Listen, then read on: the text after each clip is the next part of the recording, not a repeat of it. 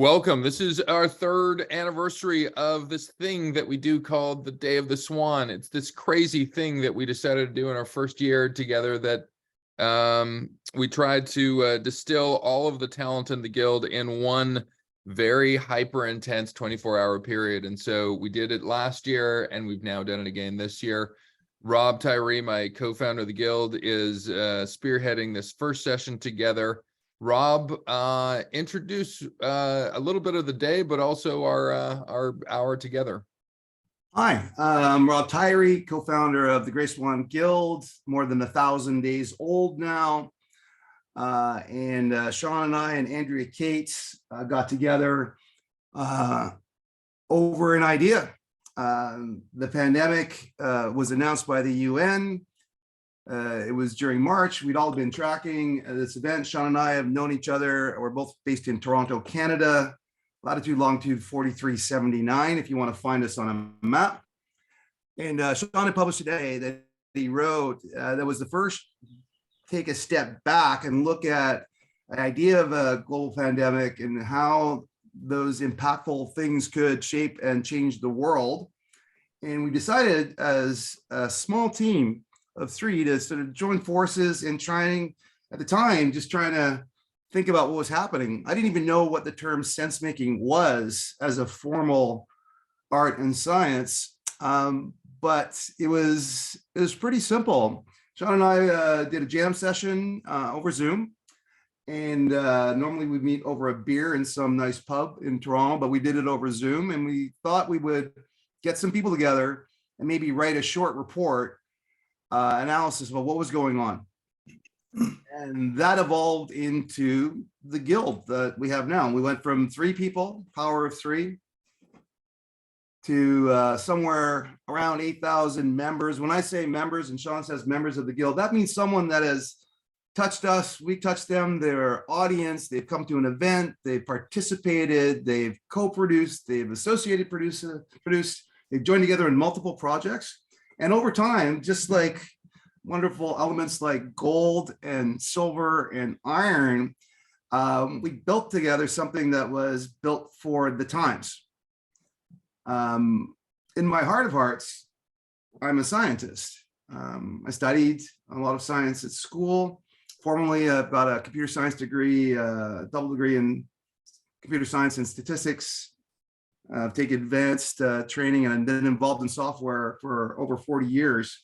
From the first time I did my first punch card Mark Sense program in Fortran, I always wanted to be in a think tank. It's in my mind. I was like, I always wanted to be in a think tank. And as it was shaping, as we got the next 10 and the next 20 and the next 30, then to the 1,000 people, it started looking like that. And Sean is a genius. Sean is a sense maker. Sean can take 1 million signals and turn it into 10.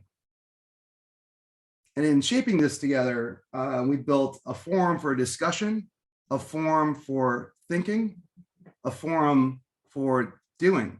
And then one of Sean's ideas, which are very good ideas, that, you know, think tanks are great, but thinking is different than making, and it's different than doing. So we often call this Swan Guild a think tank and a do tank. And today we're doing it.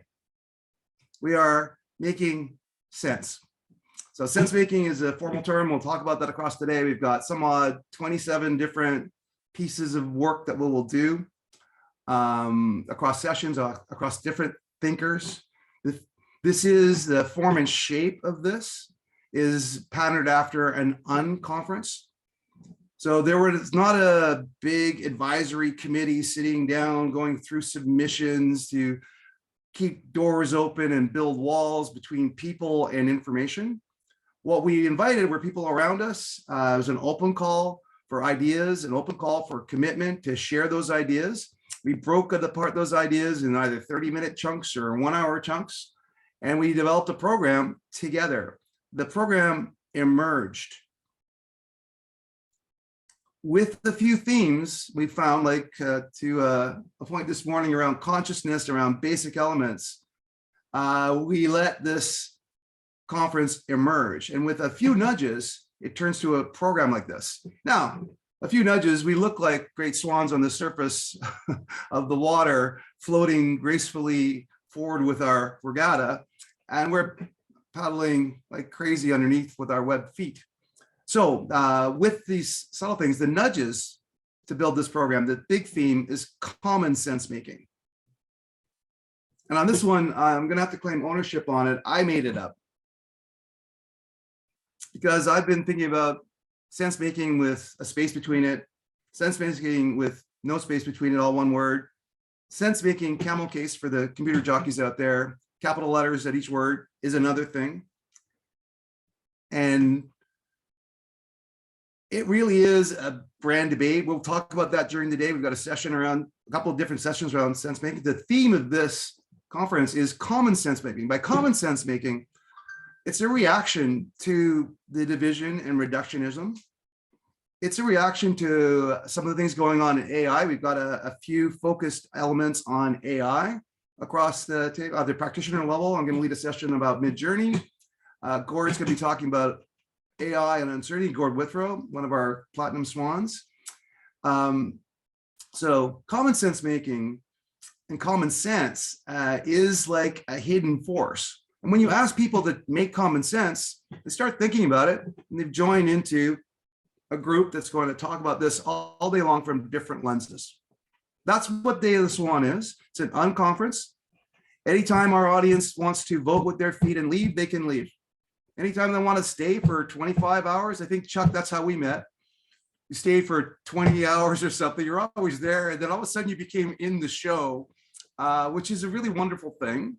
And you'll be presenting today, and we'll do the same type of thing with you. But an unconference means that we present these ideas, we offer them up, people come, they can join, they can leave. And then at the end of it all, we'll wrap everything up. So as we do in the Guild, we do a lot of live things. Our core essence is that we think and we make different artifacts, and we do it in a very modern way. So they're largely almost always digital. We almost, and I can't think of one thing that we do that we don't share in different ways, and we beat with hammers and summarize, and sometimes we look back and reuse them. Sometimes we use them as the basis of new things, but it's always something about building. So we'll do this conference together. We're going to record everything. We're going to share it in multiple ways. We're going to do post-production. There's last year's Day of the Swan is on our YouTube channel, so we're doing YouTube at the same time as we get things fixed together. But then we're going to start this program. It's 8:09 today. We're going to start at about 8:15, and Sean and I are going to start with the first segment based on the idea called The Wrap, which is a walk around the news cycle. And it's a bit of a mix of performance art and thinking about what affects us every day. So that's the Day of the Swan multi-part program. We got a lot of help from all the presenters and all the producers behind the scenes. Our core producers in this event, and we only do 4 big events a year, and it's one of our biggest events. Our core producers, managing directors of Day of the Swan are Sean Moffitt, co-founder of the Guild, always fast, furious partner in what we do. Ava Thomas, coming to us from Austria, really impactful, her first big event with the Guild. I'm thankful for her help.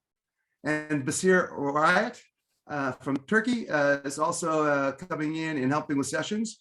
It's part of why we're able to run this around the world, is we've got a base in Eastern Europe, and this is a great thing. Backing us up in the Pacific is Doyle. Doyle is a Platinum Swan, member of the founding board, creationist, and strategy thinker, and he's been instrumental in building this up. So I thank them all, and this is how we're going to bring you this show today. I call it a show because live events are like a show. This is kind of like show business. It's got the energy that people want because it's live.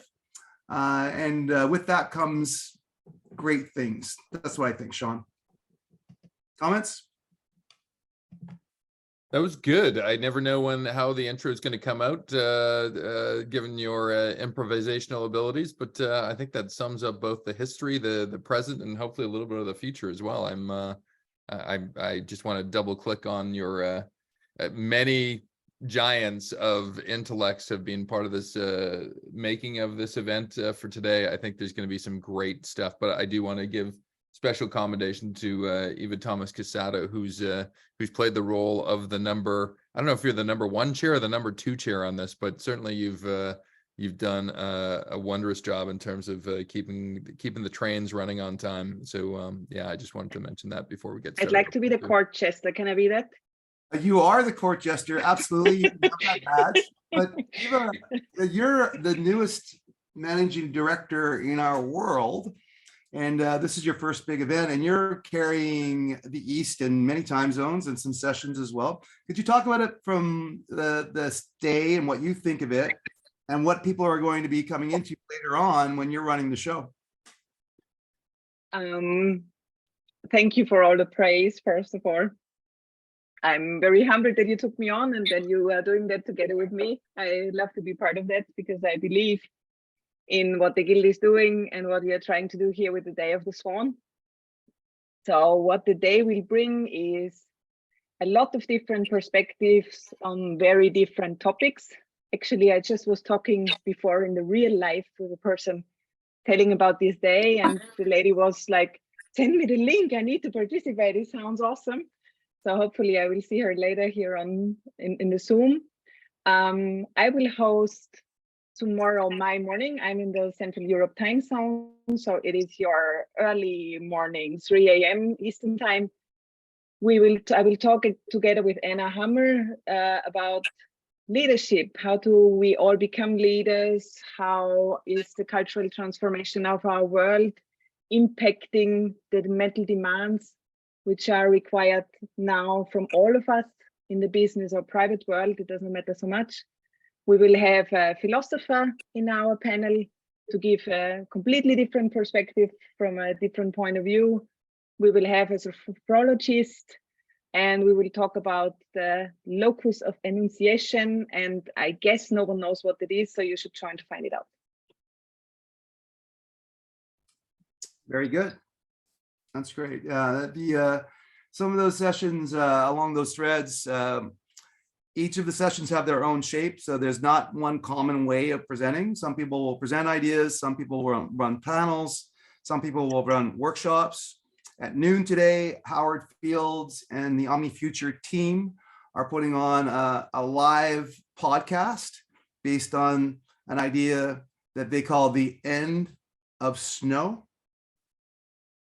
And that'll be a different kind of format. And Howard did a similar thing last year, but we've amped it up, and that should be an interesting idea. So different shapes, different ideas, different practitioners, and that's the nature of what we do. Exactly, and I think also we will see around the day how the audience will evolve or change. So I'm looking forward to see in which sessions there is going to be more interaction with the audience, and where there's maybe not so much interaction, more in the presenter stage. So me as well, I will do Eastern time late night, my time very early morning session, which is set up as Gary and I will just have a coffee and talk about life. Now we have a topic, but it is like a conversation, and we hope that the people who are at that time still with us are going to contribute their point of views on fears in life. So I'm planning to stay as long as I can. There will be a point where I just have to sleep, but I will keep it as short as possible. That's great. I love that you're leaning into the word conversation. It's in the news all the time now, but in studying the idea of human cognition, there are a number of philosophers back from the Greeks and then re-echoed in Wittgenstein that posit, not like Descartes, where he posits that I think, therefore I am, cognito ergo sum. Wittgenstein talked about the idea that we don't really exist without conversation as humans. It's a different plane of existence. So I posted this thing and this idea, I've written about a bit, and I riffed on gentle, mean Descartes. And instead of cogito ergo sum, I came up with confabularum ergo summus. We converse, therefore we are. So I wrote this a year, 2 years ago. So I can prove it on Twitter. And then all of a sudden in generational AI, one of its arts is it's conversational. One of its differences and excitements, it's conversational. And we're living this wonderful, amazing, fear-ridden ride of conversing with the machine now in a very different way. And we're doing human things with it. But I know later tonight and later today, Doyle, our master from things very, very, very, very west and very, very, very east in this great continent of Australia.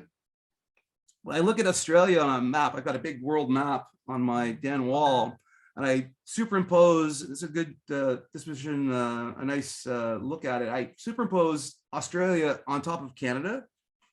You've got more time zones than we have. It's a big country, right, Doyle? Why don't you introduce yourself and what you'll be doing? And thank you for all your help as a managing director of the Guild and things that are events on the flip side of the Atlantic, bringing us the dark age and thinking of AI. Tell us, Doyle, who are you and why are you here? Oh, thanks, Rob. Appreciate it. Yeah, I'm a expat Canadian living in Australia. I've been here for like 12 years, and I actually, you said you superimposed a map of Canada onto Australia.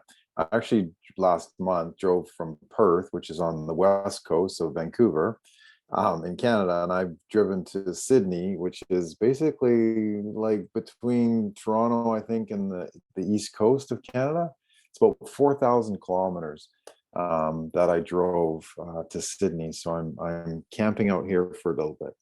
I'm really excited to be here as well, and I'm going to be giving a couple of presentations coming up, not until noon, just afternoon my time tomorrow, which I think is like starting at like 1 a.m. or midnight tonight for you guys over in Eastern Standard Time in Toronto and New York and that sort of thing. So I'm going to be talking about the memeing of life, art and culture through the discovery of memes and humor and meaning and that sort of thing. And then I'm going to be talking about dark AI in terms of where are we actually headed, and do we need to use guardrails? And humans are the ones who are actually creating this. So is dark AI a cause of humans creating the AI, or is it as a result of the AI creating it themselves, and what kind of biases we have? So I want to go into a great big discussion around that.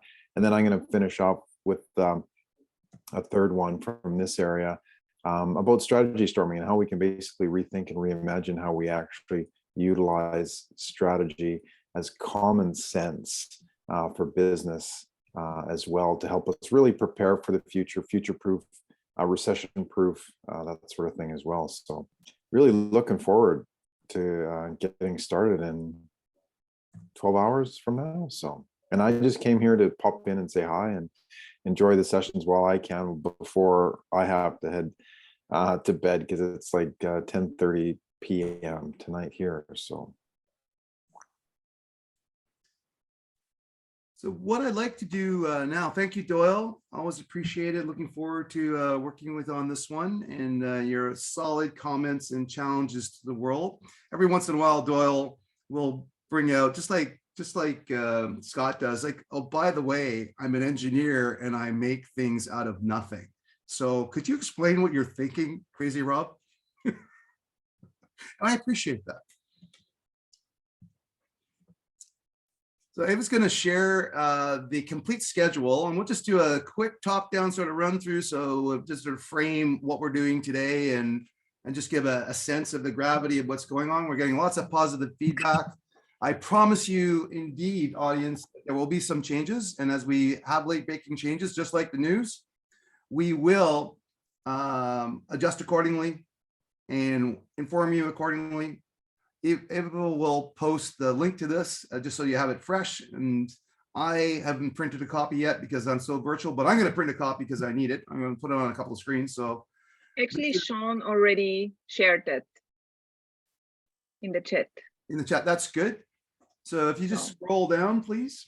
yeah, I'm just not sorry. I cannot figure out how to Oh, you're make that completely full view. I don't know. Use the same view.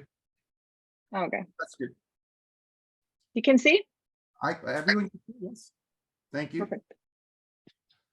So here we are, we're at AM. We're gonna follow on a news hour live wrap with Sean. I'll walk you through a news cycle, and we'll talk also about news making, sense making, common sense making, and different ideas we have and how we make the news. So it'll be a mix of what's going on in the world, how we talk about it, how we make predictions, and how we publish things, and how we create these things in the moment of things. Our kickoff as Gary Monty is going into the depth of psychology. We're going to follow up and talk about Fancoin. Thomas Euler is out of Germany, and he's in a company that has been deeply in blockchain, and then following up the emergence of blockchain as the formation of economies. And the background here, this is going to be an open-ended session where Thomas and I are going to have a discussion about what's next. And we're introducing Swan Coin this year. And we're going to introduce Swan Coin as a mechanism to help run our thinking, making, and doing economy in the Guild. At 11, we've got Paula, and she's going to lead a session of a program that we're involved in that's being led by UNESCO, and they're building out a mechanism for the world and countries and communities to build together what they call Internet for Trust. And this explores responsible AI as much as it does explore ideas in social media and fundamental constructs on the internet. It balances the ideas of human rights and the use of this brand new technology. And it's a fabulous thing. We're going to tell you about the program. That'll be multi-part, but it's excellent. At noon, we're going to do a live podcast focused on the end of snow. And then we'll follow that by stepping back with Louise Mowbray, one of our Platinum Swans, involved in lots of events and a world leader in leading leaders. We've got a couple things following that are productions of something that the Guild has incubated. One of the things that we're seeing as we bring thousands of people together, that they're forming their own regattas and groups of swans, and they're looking at what they want to do and how they want to do that, and things literally spin off. So Cygnus is, Cygnus Ventures is a set of ventures that are close to the Guild. They are independent. They are profit oriented. They generate revenue for the group that builds them, but they're powered by the Guild.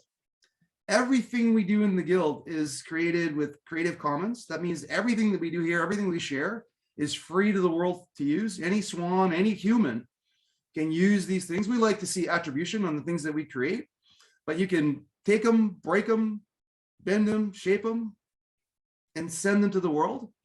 And that's how we grow together. It's a fantastic thing. So Uncertainty is a book that we've co-produced with a group of editors, and it's our first publication out of Cygnus. Amazing event. We're basically doing a launch this month, and we're going to talk about a book and how it does make sense making. Sean will follow up, and then Cygnus Sprints is a consulting organization that's, again, a profit-oriented group, and it's using skills that they may learn, they workshop in the Guild, they may present them here, but they're going off to the world and work. We're going to talk about that. Happiness, Sean. Happiness. We're going deep on happiness, Rob. Myself and Samantha Yarwood are doing a duo on exploring happiness, and I guess its central premise is, with all of the greatness that's happening in the world, less poverty, more education, more democracy, less generally conflict overall, why is it that most of us are still very unhappy? And so we're going to explore that paradox. I'm going to have kind of an interview, almost like in the SenseMaker studio with the CEO of a company called Panaxium. We're going to go deep inside the brain. They've got this incredible thing in terms of helping people that have neuro disorders. But as I had a discussion with Brad Schmidt, it was very apparent, wow, this could be an hour of amazing substance. And so so that's going on there. I know we've had somebody that has taken ill for 6 o'clock, so we may do an audible on our 6. And we have a follow-up event that's happening 3rd week of June. So if you think this is large and interesting, we have a large futures-based event at 7 o'clock. We'll give it a bit of a tease for that. That's happening. I think it's June 19th, 20th, 21st, and we're going to do this based on 3 different time zones. So that's our 7 o'clock. That's great, Sean. I think that we'll just show the rest of the schedule. We'll go back, and when we reset the room, we'll talk through what's coming up later. But we'll run through right across the time cycle. It's 24 hours of the Swan is what we promised, and we're over delivering this year. And as we adjust through, there are other things going on, and we shift gears where Eva, Basir, and Doyle will run the nighttime. You know, at 3 a.m. when Anna HG is another element. So my nickname for Anna, I know her element is HG. HG is hydronium. H3 is that's the Latin word for Mercury. Mercury is the messenger god. Anna is the messenger goddess. She is fast on her feet. She is fleet, and she delivers insight clearly, calmly, and with exactly what you'd get if you drank mercury, quicksilver. It's exciting to work with Anna all the time. I work with her. She was a founding member and just excellent. So Eva, thank you for delivering Anna back to me. I look forward to that session. And that means also I have to get up at 3 a.m. my time to hang out with you. Chuck, it's worth it. What are you thinking, Chuck? You're on. Tell us a little bit about your session. Give us a teaser.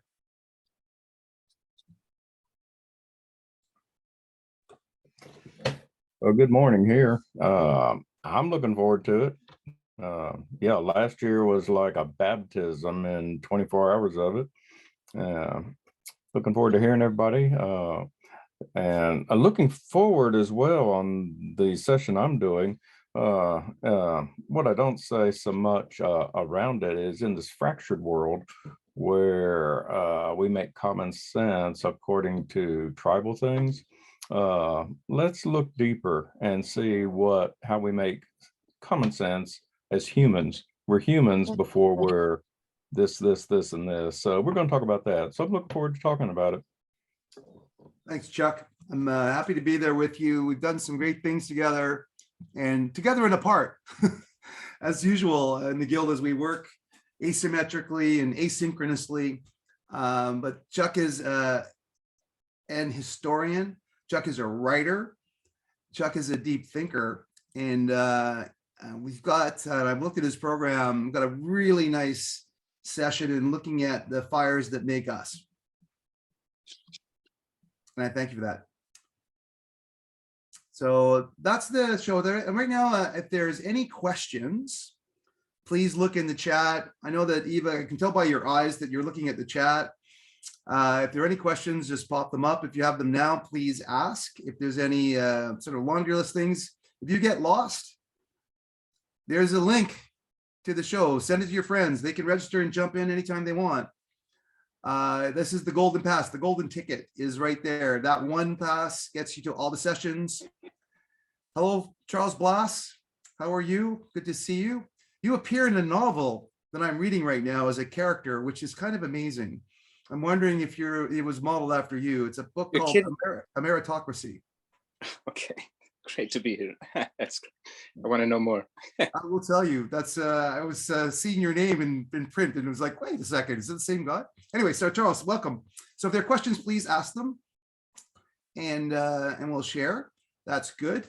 And sort of housekeeping. If you need to leave, please do. If you need to come back, please do. It's the same link. If you want other information about the Guild, it's at www.grayswanguild.org. We are a not-for-profit organization. We are volunteer driven. We do raise money. We do accept donations. We'll be posting that too. We've got a coffee account. You can tip us, you can give us, you can take from us, you can put $5,000 into a coffee cup for us if you want to. Completely voluntary. It does take a bit of money to run this thing. We run it very skinny, low budget, high results. But we're doing that. Part of SwanCoin, inventing SwanCoin, is driving that. The reason we want to raise some money is to be sustainable, to have websites, to have publications that we can pay people to be around to produce, because Gord knows when you make a book, it takes some grind, and grind means you need stones, and stones you need tools, and tools you need to be sharpening things, and those things cost money. Even when we're giving our time to create things and getting value from that, we still need a little bit of, I'll call it filthy lucre, to get this thing running, and we like to amp things up. So that's what it's for. So if you're seeing us calling for cash, that's what it's for. We're transparent about it. We'll tell everybody what we do. If you give us $1, I'll tell you that Sean bought 10 ads on LinkedIn. If you give us $100, I'll tell you that Doyle designed a special tetrahedral strategy cube, and we need to spend the money on paper and mailing it physically to you because it's a really cool tool, right? And we love to give it away to people who can't afford this stuff. So we're going to use our sustainability to, of course, share. So that's coming down the pipe too. So any questions? Good. Sean, I saw you got the YouTube live going. Minor miracles happen. Yes, you too can simulcast. I just put it in the chat that we'll be posting all these videos post event, but we'll also be simulcasting live to YouTube today, just in case you're wanting to put your head on a pillow late at night and don't want to be part of our live group. You can chew on us there. So this live cast is very interesting. There's a delay on it, but we don't manage the delay. So this is the part of the schedule. When we're recording Zoom, I put on my 1964, born in 1964 hat. I call it taping. And this is like live to tape, but we have control over it when it's Zoom because it's amongst us. When we're live streaming, we are on television to the world. Cable channel, it's live. So Doyle and I know of an experience that we had together, a Zoom bombing, which late at night we'll tell that story. But now that we're live, the responsibility, and we're going to do this audible now, the responsibility of all the producers and all the talent here is to be careful that we're live. If something happens and we have to stop things, we will, but it really will happen fast. So if you can pay attention, and the people who are co-hosts, stop things when you need to, remove people when you need to. But live is fun. That's why I love live. But we go live to world now. Welcome everybody who's joined us on YouTube. Share that link with your friends. We're proud of that. It's great. So post-production, that means that as soon as we're done, the productions as we stop and start them will be available on our YouTube channel. Then we'll go at it again and do better post-production afterwards. So all the assets, everyone involved here, they'll be available on our YouTube channel to use and help you in your world and work. We'll be using some artificial intelligence to create highlight reels. So new video, I'm very excited about using these tools because I love the idea of post-production with AI. We're going to be summarizing things. We're going to be digging into it automatically. And then across the month, we'll be republishing all the way into our next big event. That's 1,000 day radar. So Sean, can we just reset the room and then we'll get going on someone news cycle? How's that sound? I knew I was going to do that at least once this 24 hours unmuting myself. So yes, we've got we're officially into session number 1 now. We are into the news hour, which, as Rob has mentioned, we've did for probably over 100 weeks in terms of just going every single Sunday and posting something on Friday. We thought we'd kind of go down memory lane and actually do it again to kick us off for this conference. It is sense making explored over the next 3 months with all the headlines that Rob has served up. I'll provide at least a little bit of a foil, but we'll see how Rob wants to take it from there, which will take us to 9 o'clock Eastern time, where we'll move to the second session. Rob? Sure. So the wrap, I'm going to share my screen. The wrap was an experiment.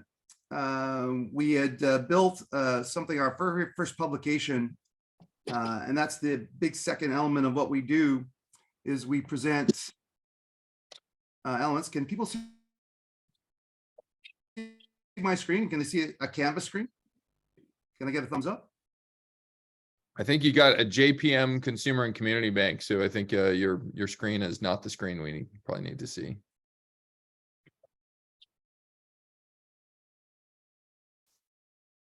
Just probably stop sharing and then And kind of go into the share yeah, you want. yeah.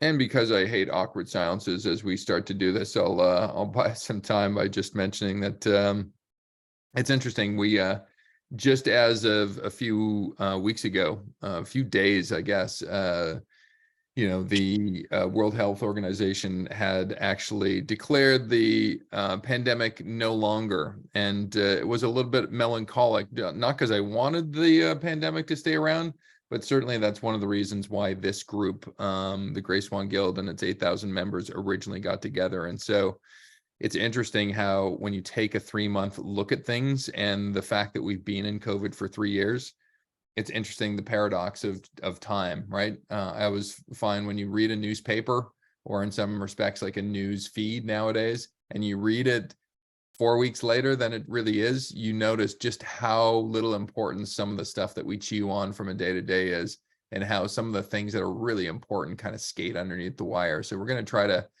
figure out some of the stuff I think that skates underneath the wire.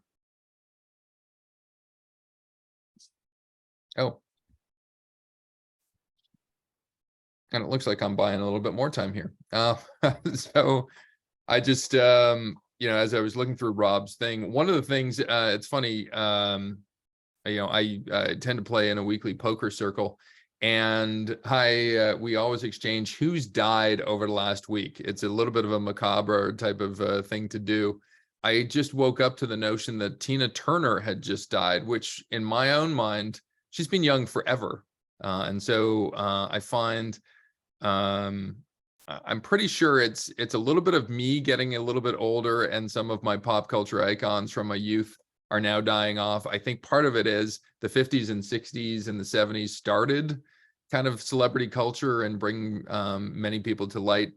And I just find like every week there's about 4 or 5 people now that are leaving us. So yeah, a little bit of melancholy in terms of seeing Tina Turner on that roster again today, but I guess that's going to be happening to a lot of our different icons and people. And Oshan, yes, we've had many good chats on music. So yeah, Tina Turner, based on our previous conversation, great for any generation. And also don't discount her performance in Thunderdome. Great actress as well, just underrepresented. So I think Rob had some tech issues. I think he's coming back again, but immortal. Yeah, I agree. Just as we look to scan through the different news headlines over the next 3 months, I find one of the more interesting things that it almost feels like I'm waiting for a headline to emerge is the conflict between Ukraine and Russia. There just seems to be this, you know, offensive that is about to happen. And, you know, it seems like, I don't know if the weather is not holding out or if they're just being very opportunistic for the right time, but it feels like a surfacing of news that has a different momentum to it was probably going to be happening over the next 2 to 3 months. My hope is it's favorable for kind of the powers of freedom and kind of people at least protecting their sovereign lands, but we shall see. Now Rob's back again. I'm going to tease it over to you in terms of teasing out, I think, that deck that you pulled together. Yeah, the screen sharing is disabled, so I can't share my screen right now. And Zoom just crashed. So sorry about that. Can I get the screen, please? There we go.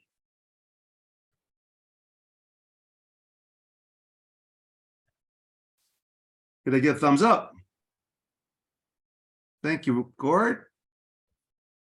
So Sean, this is how we start the news. I know it's our temperament to start with good news. I will call this a celebration of life in the sad passing of Tina Turner. But this is top of the news cycle, and I don't know what you did when you found out that the great artist and performer Tina Turner had passed, but I know what I did. What'd you do, Sean? Well, yeah, we just had a collective mourning. I knew this was going to be your first slide, so we definitely had our kind of passing of the Thunderdome baton here. Just amazing force of talent, and to know what she had to climb out of as a young woman and what she became, and just an incredible story. And yeah, this one hurts more than a lot of the ones that I've heard recently. Yeah, I know it's deep. The first thing I did was take a breath. I stopped what I was doing, and then I went to the past, and I found one of her last big performances, and she was doing Proud Mary, which I heard that song when it was new. As a kid, Tina Turner was always on my father's playlist and in our album selection on vinyl. And then to see her do that performance, just blow away a stadium filled worth of people, is just like, it makes your heart beat faster. And Simply the best, better than all the rest. and I heard an interview with Beyonce. They were talking to her about meeting her, and Beyonce said that she literally bawled when she met her. Beyonce, Queen Bee. Beyonce, I always look at icons like this and I go, who is this generation's? Because you much like artists, you can't really declare somebody an icon until maybe they've passed. Tina was that. I think Beyonce is probably as close to our generation's version of Tina, isn't she? Yeah, but I love that overlap, and I agree, Sean. There is the passing of the baton, and then she was always in her career so supportive. So one of the other things, and the last remark I'll make is on Instagram on my feed, there was a post by Mick Jagger thanking her for helping him when he was young, and she did, which is amazing, right? That's how long a tour she had in changing the world, and I don't think she'll ever be forgotten and sampled soon. I know that I'm doing some work in New York these days, and I just heard that there is a Broadway play that honors her work, and that's going to be one of my goals, to go see her. But that's top of the news, and that's sad news of a great passing. But then we're going to switch, Sean, and let's talk about space, the final frontier. Yeah, is this good news or bad news, Rob? Because part of me goes, hey, I love space and I love exploration. I love going to the moon. But as I recall, Jeff Bezos lost a bid on a lot of stuff and then decided, I don't care how many billions of dollars, I need to get back into this game. So is this somebody just clearly using their clout to get into the moon landing game? Or do we not care? If a rich person wants to spend money gratuitously landing on the moon, so be it, to our benefit, all the better. How do I interpret this one?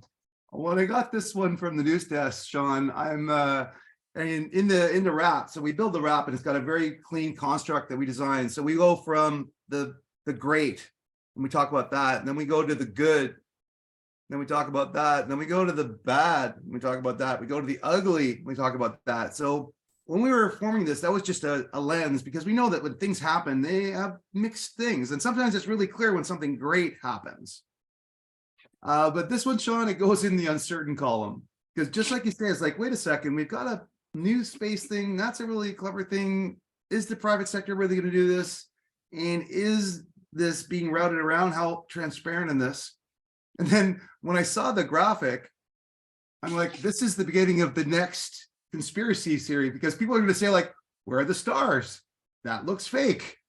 This is all made in the studio of Disney. So I'm uncertain, Sean. I'm uncertain.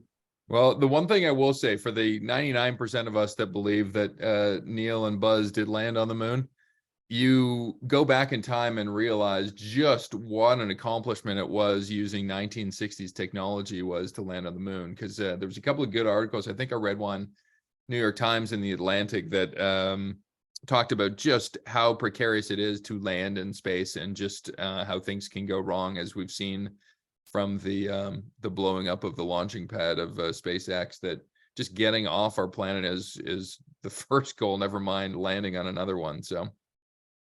Yeah, you know, I've always, and as I said earlier in the show, I'm a fan of science, and this, I believe, is space travel and space exploration, just right out of Star Trek, is a fundamental to the human spirit. We are explorers. We're built to be explorers. It's how we survive, and this is the pinnacle, and certainly in an unusual way. So there's certainly much of me is just thrilled. Like, I just saw yet another landing of one of the Falcon rockets from SpaceX, and I can't not watch that 4 or 5 times when that rocket lands.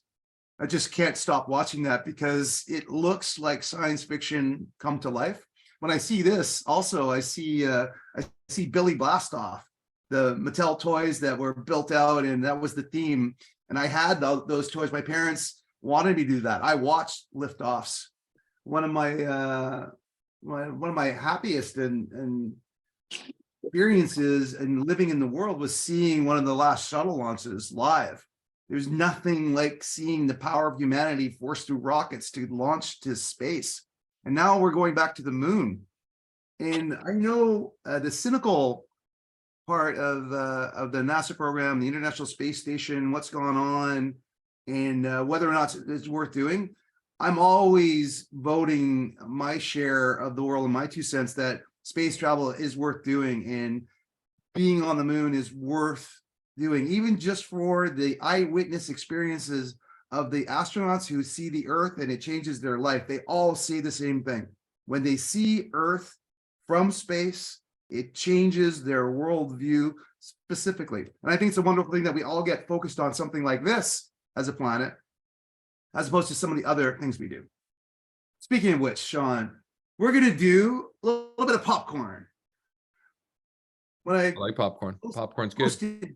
Hosted the Intergalactic, these were the top sort of 12 things that I thought about. Like, if we were running the news desk and we were doing a wrap this week, this is what I'd say we're talking about. And then some of our fine, smarter people than me in the guild would say, Rob, what's the theme here?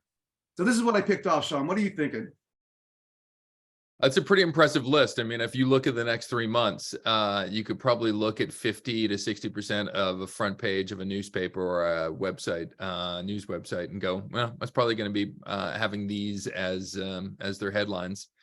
I'll go with top 3. Why don't I do it that way? I think I don't know why I go to TikTok, because it seems so vacuous and so not important, at least in my life. I know others are fully invested in social media.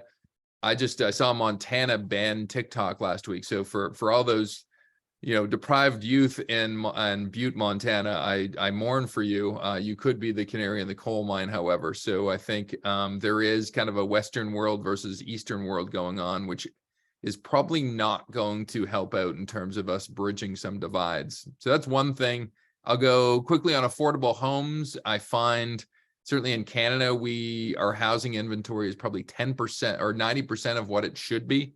And so I think we've got this market that remains in terms of just very inflated home prices. I think all of us on this call probably have been affected by, either you own something and it's gone really high up in value, even in a pandemic, or you're trying to get into a home and you just can't find it. And it used to be just in big cities. Now I find this is a global phenomenon where you cannot find cheap real estate around the world whatsoever.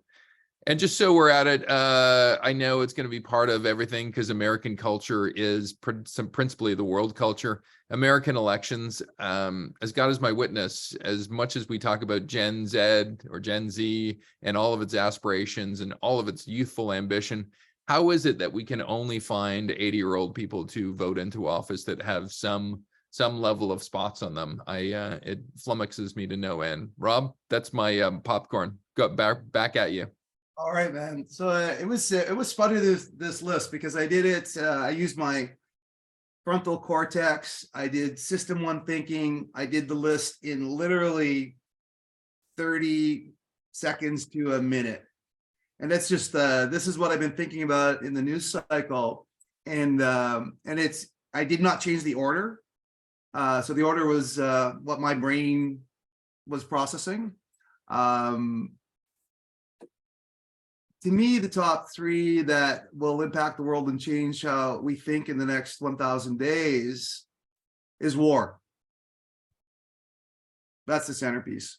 There's a world war going on right now that is hugely impactful to the planet in a different way than a world war has ever been fought. It's as much an economic war as it is an awful street fighting, killing war. And it's the human created thing. I noticed that I didn't put climate change on there, and that I think is the one and the real thing that we've got to think about how to adapt and change. And it's not on that list. I'm going to have to question myself on that later on. But top three for me here are war, affordable housing, and I'll just shape that into living and affordable sustainability. And then the one that we have control over on Earth in economy is inflation. I believe that the way that the economy is shaped across the world in the G7 countries and the next 30 or so countries is that there is a lot of control on how money gets spent and prices over supply. And both demand are in the shaping, and we're living through an experiment of governments right now coming out of the pandemic. So those are my tops. Maybe if we can just I would stay on the screen for 1 second, we'll ask our audience just what's not on the list. You had mentioned climate change, which I think is a good one, Rob. I think it's almost, the future is not predicated on the past. And so I find, at least in the Northern Hemisphere, climate change stories get amplified manyfold in summertime. We've already seen wildfires in Alberta. Imagine what wildfires in May in Alberta mean for wildfires out west in August or September when it really gets dry. So I think anticipate seeing a lot of climate linked to weather changes that may be very temporary and transient. So just audience, if you've got live audience, if you've got things that you think, wow, you know what? I think this is missing off the list. I think we're going to be talking about this a lot. It'd be great. Thanks, Rob. Sure, that's great. Is the pop it in the chat or shout it out? That's kind of where I was going at the end of the list, right? So with Bitcoin, like I've started asking the question again.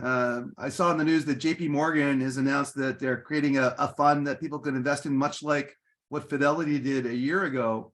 And so some people are calling for $100,000 Bitcoin. Some people think it's ridiculous and it'll be $0 because it's a Ponzi scam. But I think that Bitcoin is a thing and it's not going away. We've got Basir leaning in saying great power competition. I think part of the wars that we're in right now are energy wars. Good comment. Fragility of democracy from Jonathan Knowles. Oh yeah. When I look at things going on in Turkey, things going on in Thailand, remarkable change there in democracy. Things going on in Singapore. What a battle. Charles Blass, wonderful thinker. DAOs, variations like NAO.is, gonna look into that. So metaverse and Web3, where did it go? It disappeared from the news cycle. I think, like Charles, it's coming back. Culture wars from O'Shawn Jefferson. Education in the next pandemic. Sean, will there be another pandemic, and are we ready? Yeah, I don't know if O'Shawn's being deliberately provocative there, but it's possible, right? I think if you were to tell me in March of 2020 and how we felt in March of 2020, that granted horrible amount of deaths and inconveniences and interruptions and a ton of different things I don't want to relive. But if you were to tell me, given such a existential challenge to ourselves, that we came out looking this good, I would Vegas would not have had good money on that. I think for all of our critiques of governments and science in some spaces around the world, I think we fared through that one really well.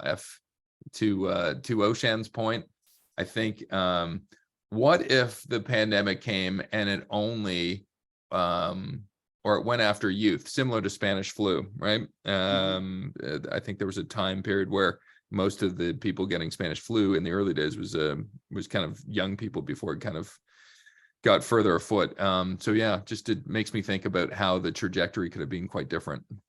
I know, Sean, you and I invented this term called pandemica, where it was like, okay, we're having, Sean and I, and the guild was having debates. Is the pandemic over? Is it not? And I think that there's this liminal state that happens when we were looking at when it would go, and the debate something would happen whether it was the stopping of lockdowns or the changing of policy in Florida that would indicate it was over. Pandemica is a mix of pandemic and trivia. So I think it's important to collect these ideas and remember, so just like we were looking at 100-year-old articles in the Toronto Star, which are available, reading about the Spanish flu as it was being reported on, we're all going to be looking at the last pandemic in the next pandemic and what we record. So I also heard a good news report. There was a concern leveled around the idea and the high probability that we will forget what we went through. We will forget the variants. We will forget what mRNA stands for. We will forget why we fought against or fought for vaccines. So I think that it's on the level of interest. It's very interesting that none of our sessions that were presented or promoted had anything to do directly with pandemic or coronavirus or spills out of labs. All I'll say on it is sometimes we overestimate what happens in the short term and underestimate what happens in the long term. I think we have been changed. Sometimes it's really tough to see that change when you're actually in the ether of it. So we'll I'm still keenly interested to know how we've changed as a group. I know we've got 2 minutes. I've just seen our host for our second session, so I can't believe we've actually done 4% of the Day of the Swan already, Rob. This is incredible. How do we close our initial session out? Well, this is good. I'm just going to wrap up. I'll leave you one last note. The generation of that picture, I didn't make it up. This is one of the mid-journey cycles, and I did this toy, which I used the simplest term I could do and ask for a graphic. And this one was generated by the word misinformation. I'll let you think about that graphic. And that's just a large language model that's converting one word into a set of images that humans are thinking about. Sorry for the politics here, but not sorry. It's a machine. So with that, this is the close of the wrap. We thank you for thinking with us on the wrap. We are going to be producing the wrap quarterly. The wrap, if you go to our Medium account, and we'll put that in the chat, that's grayswanguild.medium.com. Has a series of articles. We've done over 100 different wraps. Some of them are long form, like long form news articles. Some of them are shorter, but we're going to do those quarterly, which means we're going to do a publication. It'll look like a magazine. It'll be the good, the bad, the ugly, the uncertain, and also the great. Never forget the great.